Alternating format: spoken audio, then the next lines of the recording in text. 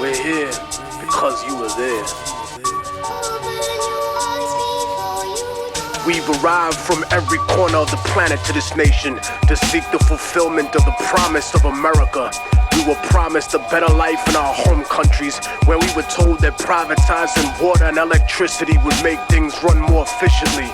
Instead, the quality remained almost the same, and the price was increased until it became an unaffordable luxury. Some corporations are more efficient than government, but their motivation is not the health or well-being of the people. It's only about profit.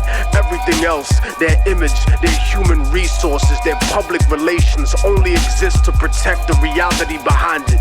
Once upon a time, we were told that nationalization would prevent growth by limiting competition, that our countries were nothing without the companies that invested in us. And so they privatized everything.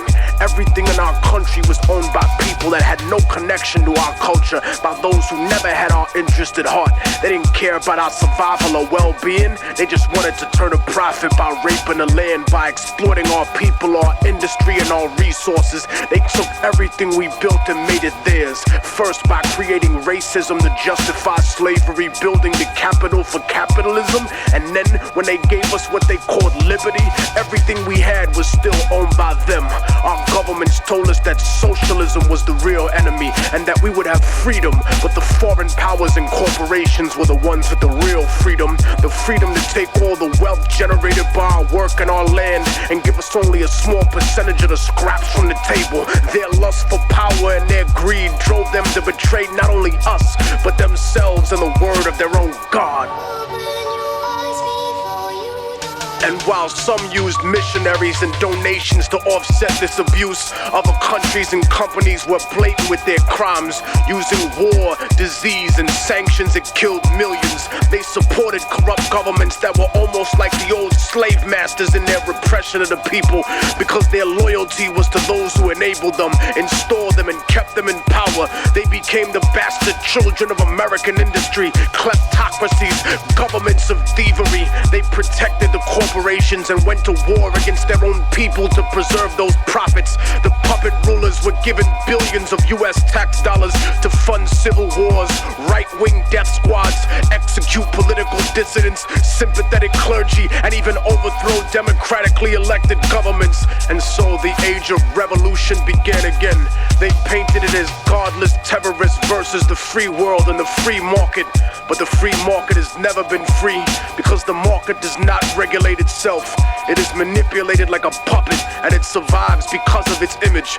Destroy the image and the enemy will die. Such is the same in the rap industry, for the major label superpowers treat the underground like the third world. When they need new assets, new artists to prostitute or sign and put on the shelf to use their songs. When they needed new concepts, music, and publishing to steal from producers, they came to the underground, to the third world. They took our culture, our property, and our industry, and our resources, even using our own people to help them exploit us. But behind the mask of efficiency they claim that we need to succeed, they're no better than us.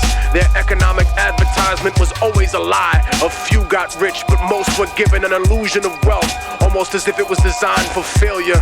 Opportunity comes at the price of the soul in the music. So remember what they are underneath the fancy architecture: glitter and rented jewelry, the cars, the IMF loans, the seeds with suicide genes, 20-year contracts and oil blood money. Build your defenses, my independent brothers and sisters. They'll stop at nothing to get what they want. They paint the third world underground as savage and backward, but the superpowers are no less corrupt. They've just learned to disguise it better, cause they fix elections too. They embezzle tax money, they go to war for resources, they fund terrorism for their own benefit. And when there's enough at stake, history's taught us that they'll even assassinate their own presidents.